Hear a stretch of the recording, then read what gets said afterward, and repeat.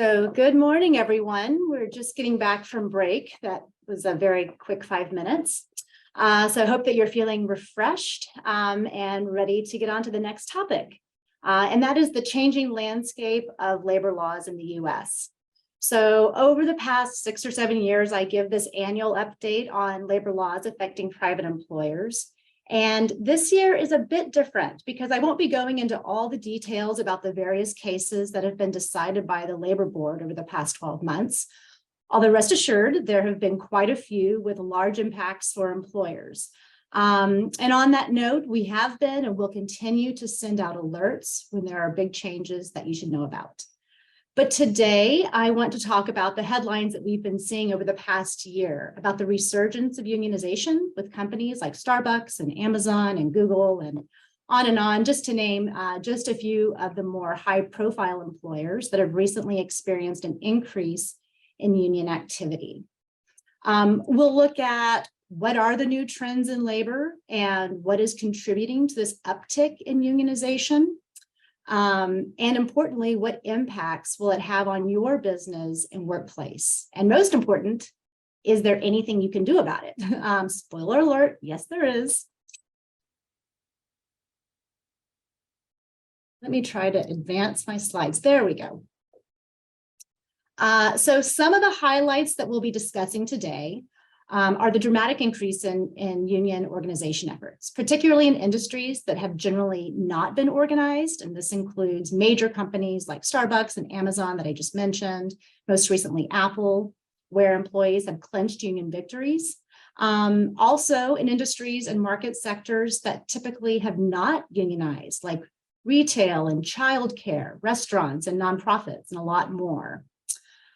Also, there is public support for unions that has been making headlines too. So unions and unionization is quite popular right now in the United States. And there are a lot of theories about the contributing factors to this revival in union popularity. Some involve the sentiment and values of a younger workforce. And some involve workers' wariness after enduring a multi-year pandemic. And of course, we all currently have a very union-friendly president and labor board, as well as the National Labor Relations General Counsel. And we'll talk about her in a moment. So for those of us who practice labor law, what we are seeing happening with the uptick in union organizing and the public popularity is similar to also what we're seeing at the bargaining table when we actually have unions and we're sitting down to do collective bargaining. And that is workers are dissatisfied right now in the workplace. And there is a level of hostility that I haven't really seen. It's pretty new and fresh. And they really seem to be fed up with the status quo, whatever that is at your workplace. Importantly, they want a voice and they are demanding some pretty dramatic changes and more than just wage and hour benefits that we usually bargain around. They are seeking to bargain over changes to work-life balance. They're seeking to change how they work. And also they want to have a say in the company's culture. So these are very interesting times in labor. So before we started, let's revisit the basics about the National Labor Relations Act. It was enacted in 1935 as part of the New Deal suite of legislation. Its aim was to govern labor unions, process elections for employees who want to unionize, oversee the collective bargaining process, resolve disputes between employers and unions, and enforce the National Labor Relations Act by investigating violations of the law and holding the transgressing party accountable.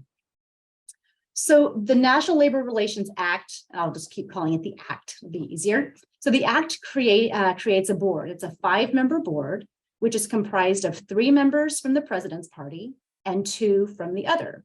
So now there are 3 Democrats on the board and 2 Republicans. All of the positions are appointed by the president and confirmed by the Senate. The board oversees the adjudication of unfair labor practices. Those are the violations of the law that I just spoke about.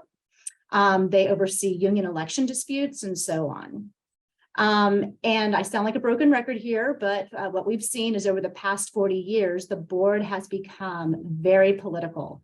And as one court put it, fickle and unstable. And I would have to agree with that. So the law that is issued by the board is driven primarily by politics and it will change from one administration to the other. So this means that prior decisions carry no weight. Rather, a board will seek to apply its own liberal or conservative agenda. And we've experienced this flip-flopping between the Reagan board and the Clinton board and the Bush board and the Obama board and Trump board, and now the Biden board. So the law is constantly in flux and depends on who's in the White House. I wish I could say, I just advanced to the next slide. Sorry about that. I'm running two different machines. So I'd like to say that this is going to change and stabilize, but we don't expect it to change. And we predict that the opposing sides are becoming more and more entrenched and more extreme. So essentially, we might need a neck brace to survive the whiplash of the board. But also, what I'm going to focus on a little bit today is the act also creates the position of general counsel.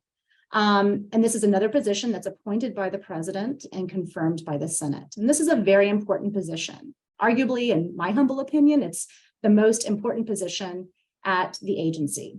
So the general counsel oversees all of the field offices across the United States. And those field offices are who do the investigation and prosecution of unfair labor practice charges, and they run elections and those types of things. So the general counsel also has a very important power, and that is that she oversees the division of advice.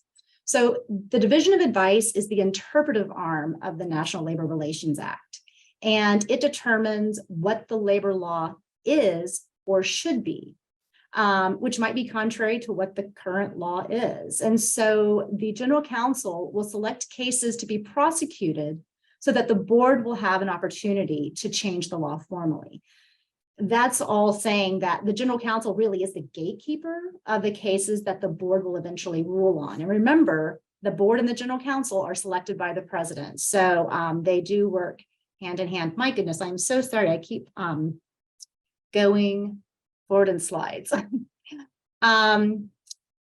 So for all of those of you who are like, why do I need to know this? We don't have a union at our workplace. Again, this is just a quick reminder. It's already been stated this morning that the National Labor Relations Act covers almost all private sector non-supervisory employees, regardless of whether they have a union or not.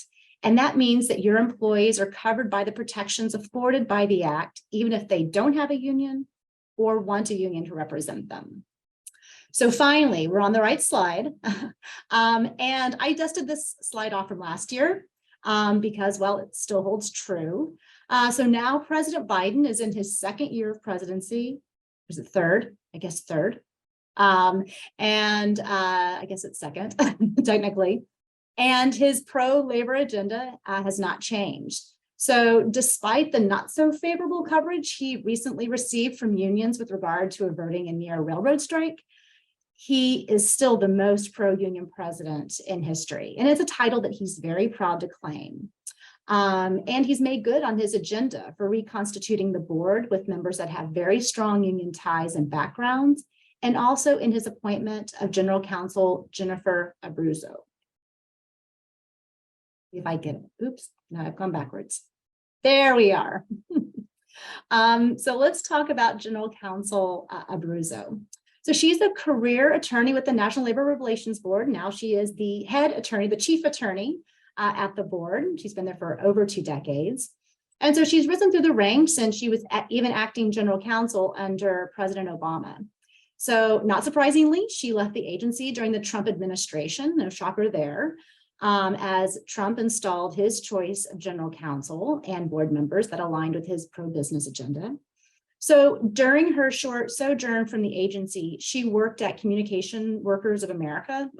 Many of y'all might know that one. It's one of the largest labor unions in the US. And then last year in 2021, she was nominated by President Biden and confirmed by the Senate to her current role as general counsel. So I added a quote from GC ABRUZZO that I think really sums up her perspective of the core purpose of the National Labor Relations Act. And that is not to focus on employers' rights and employers' interests, but rather to focus on organizing and promoting unionization. So I'll just say this bluntly, because she does as well. General Counsel ABRUZZO does not see herself as a neutral, She believes that the board and the general counsel are empowered by the act to promote unionization. So she's not here to level the playing field or create neutral laws that balance the unions and employees and the employer's interests and finds a suitable middle ground. Instead, ABRUZZO has said repeatedly that her focus will be on employees' rights to unionize, which means making the process of unionizing easier for unions.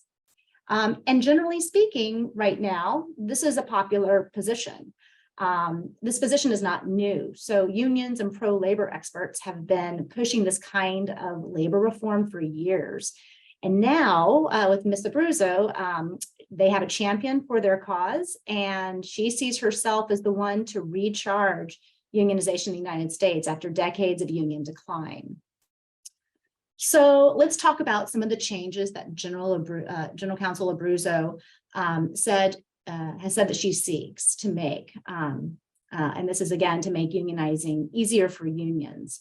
So please note, she has published several memos that can all be found on the NLRB's website, laying out her agenda, which is quite broad in scope and might take us all day to unpack. So I'll spare you, and I'm only going to look at a couple of her agenda items.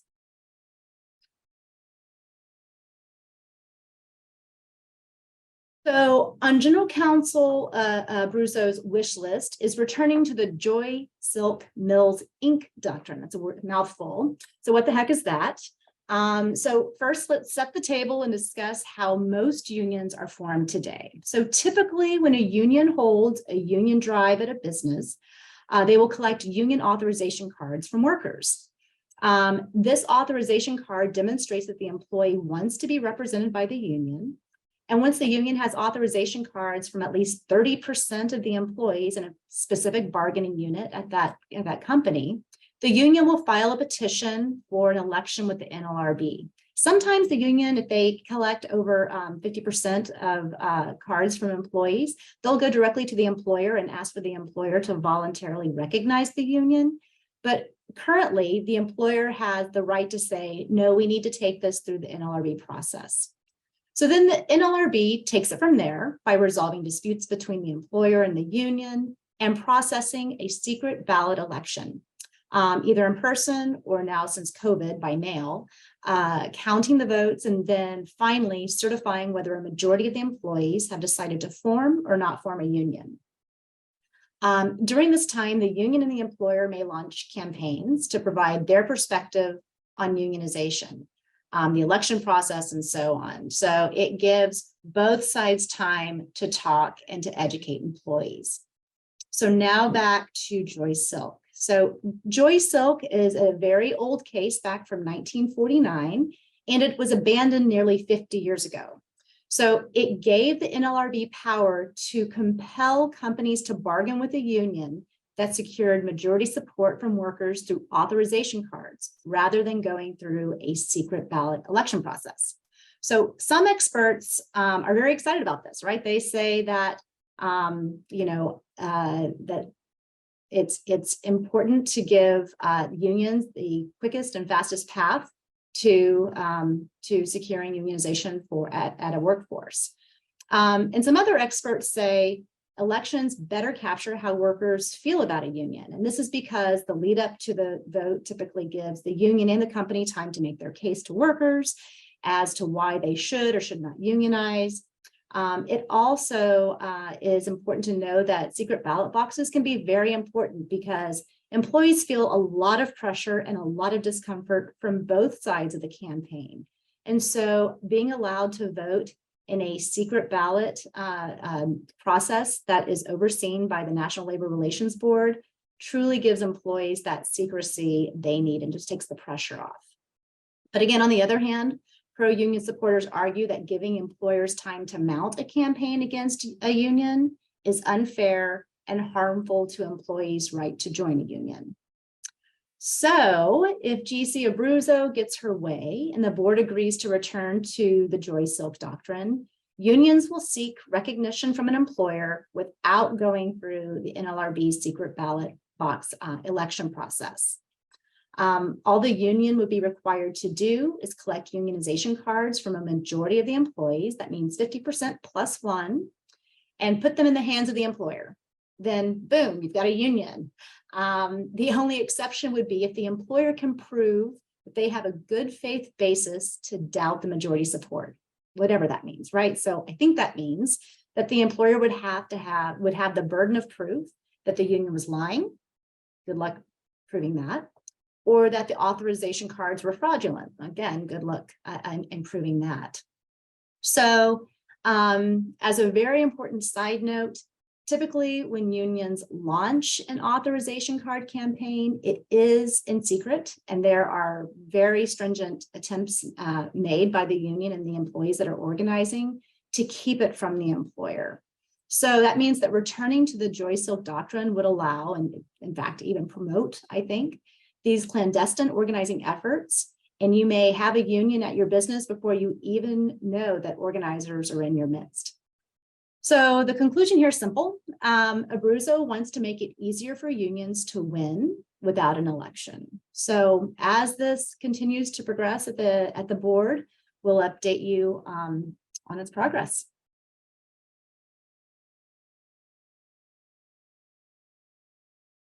Also topping the list of items for GC ABRUZZO in 2022 and 2023 is to eliminate the captive audience meetings.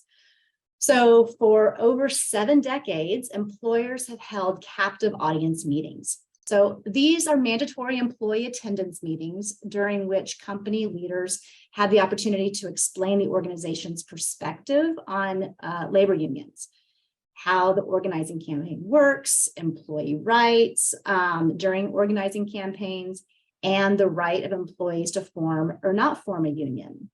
So please understand, during these meetings, company leaders and management cannot threaten, they cannot coerce, they cannot make promises of benefits to employees for forming a union or not forming a union. That is illegal.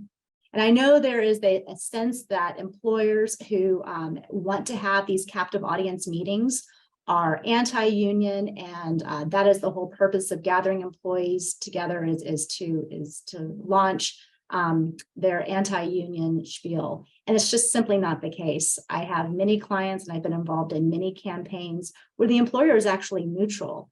The most important thing to them is that they have an opportunity to make sure that employees are fully aware of the election process, what's expected of them, and what the employer in the union can and can't do during that process to make sure that employees' voices truly get heard at that ballot box.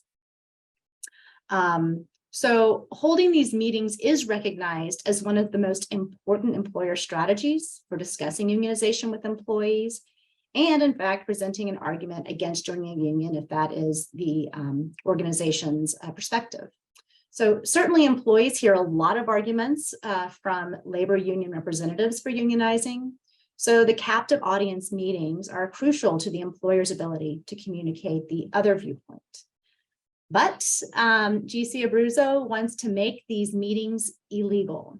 And why is that? Well, again, it's an attempt to make organizing easier for unions by taking away the tools that employers have to make sure that employees are fully informed of their rights, how the organizing process and election works, and also to give the employer's perspective of having a union.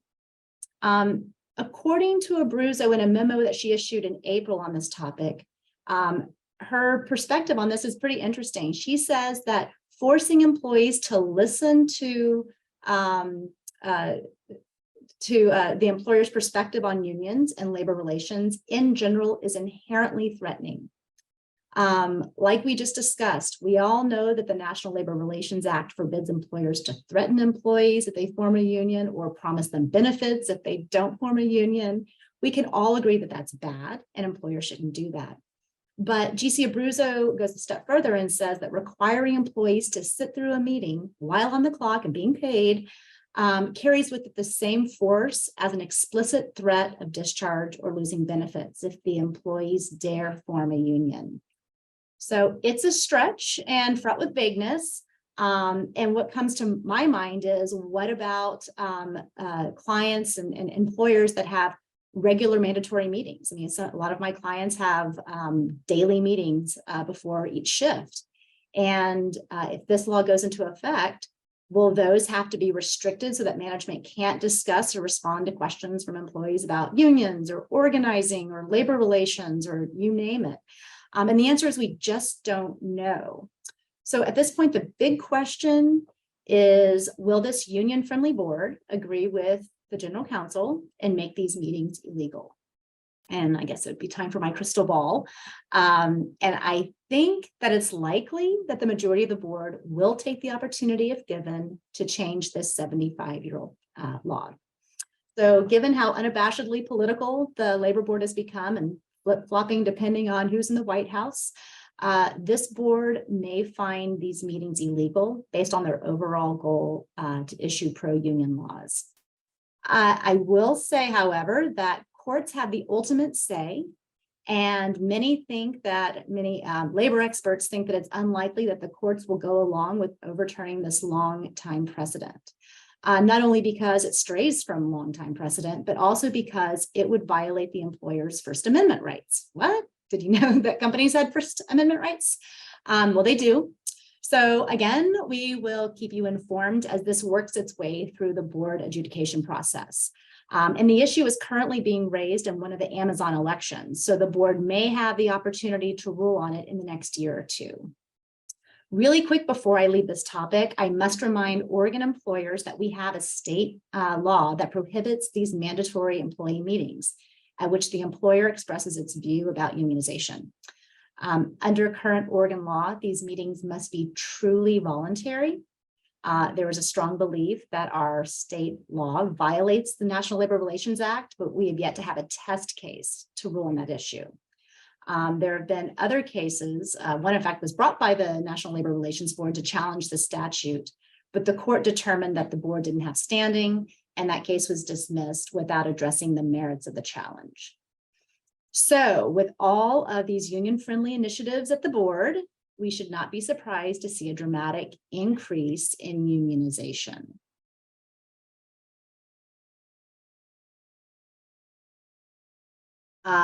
So union popularity is at an all-time high. Union approval ratings are up at 77% among young adults, which I would like to consider myself, but sadly I'm not anymore. And more than 3/4 of the growth in union membership since 2017 has come from people that are younger than 35. Also, workers who earn $40,000 or less are more likely to support a union, and that's at 72%. And also, I will say that the high-profile attempts to unionize in places like Amazon and Starbucks has really fired up all types of workers across all types of industries all over the country. In fact, the National Labor Relations Board reported out this fall that during the first 9 months of the fiscal year 2022, that's October 1st through July 30th, union representation petitions, those are the petitions for union elections, filed at the board had increased by 56%. That means that in the first 3/4 of the fiscal year, petitions for union elections exceeded the total number of petitions that were filed in all of fiscal year 2021. So it is an understatement to say that there is an increase in interest in unions. So because of this, President Biden is proposing increasing the board's budget by 16%, which working with the NLRB as much as I do, I think that is greatly needed because they are very understaffed for the amount of increase that they're experiencing. So what is animating this groundswell of support for unionization? Some of it has to do with a younger workforce. The past 2 years, or is it 3 or is it 4, have brought about colossal changes in the workplace. Workers have gone through a lot, and I should say we should all put ourselves in that category as workers who've had to endure significant shifts. Some workers were laid off or furloughed. Some had to quickly adjust and learn the new skill set of remote working, which means working while homeschooling. Some were declared an essential worker and required to maintain a status quo mentality while the world around them shut down and was full of unknowns. And so this shifting mindset has led to activism and employee empowerment. We also have younger workers entering and making up a large share of the workforce. And with them come new ideas and perspectives. So it shouldn't be surprising that today's Gen Z and millennials seek to unionize to address issues of social justice in the workplace, which is a very different motivating source than we've seen in the past. Those voting for unionization in recent months indicate that they are primarily frustrated by their ability to influence their employer on social issues of today. So their concerns include things like climate change and immigration, rights for transgendered people, and a host of other issues that fall outside of the normal topics that motivate employees to unionize, typically like wages and benefits and leave laws, those types of things. So generally speaking, Gen Z and millennials are demanding control and power over their employers and the cultures of their workplace. They want a voice, and it's really hard to fault them for that. So with this new set of motivating factors, are employers to install a new set of labor relations strategy? And the answer is not really. The strategy should be the same, right? So the best strategy to have an engaged workforce and positive relationships with your employees is to be, wait for it, a good employer. It really is about creating a workplace where employees want to be and there's a sense of belonging. And that means that they feel valued and recognized and heard. So the solution is easy. We all know what the answer is, but putting it into practice every day, and that means every single day, is the hard part. So I'm just going to name just a few steps that might make this amorphous concept a little bit more concrete. So first is to ensure that HR has up-to-date policies that are readily available to employees through handbooks and through trainings, through reminder emails, and most importantly, through leadership in their how they conduct themselves in the workplace. It's also important, and employees want to see that employers are taking strong positions on preventing unfair labor treatment in the workplace. And that can be as easy as having clear anti-discrimination, anti-harassment, anti-retaliation, anti-bullying policies, DEI programs, those types of things. And not only that you have the policies on paper, but that you're revisiting them and you are kind of walking the walk. And also, it's important to have a true open door policy, not just one in name, but one that employees can see. It's visible to employees and it's actually utilized. Is to evaluate your wage and benefit programs to ensure that they're not just competitive externally, but that they are also internally fair and consistent. Nothing gets employees riled up as much as when they perceive that the employer is not fair, and that also includes your compensation schemes. So make sure that you're providing a wages and benefits that are actually recognizing employees' contributions and rewarding their growth and commitment. I mean, obviously, this all has to be consistent with federal and state equal pay laws, but really designing programs that, that recognize employees is very important. Third, leaders and managers must be well trained. And this is so critical. And not just well trained on the policies, not just well trained on the actual operations of the company, but on the culture of the company. And that's really what HR and the personnel office is all about, right? The culture of the company. They need to be able to exhibit to all employees what that culture is. So your leaders should be relatable and have the ability to create trusting and authentic relationships with employees. Because employees who don't trust their leaders and managers will look to unions to solve their workplace problems. It's just the fact of the matter. Finally, I would say look for ways to give workers a voice in the workplace. So they want a voice in how policies are made, what the policies are, what the practices are, and what the culture is. So it is very important to get your higher ups to go, quote unquote, walk the floor and talk to workers in a meaningful way. If you have headquarters that is in a different location than your workers, get in your car and go get some face-to-face time. I realize that might be virtual face-to-face time. But the point is, don't be some untouchable stranger in the corner office. Look for ways to open up lines of communication and thought sharing between the decision makers and the workers. Because typically where decision makers are out of touch with all levels of employees, those are the conditions that are ripe for organizing. That is all I have for you this morning. Thank you for your attention. And now I will turn it over to our last presenter, Lorena, who will be discussing the ADA.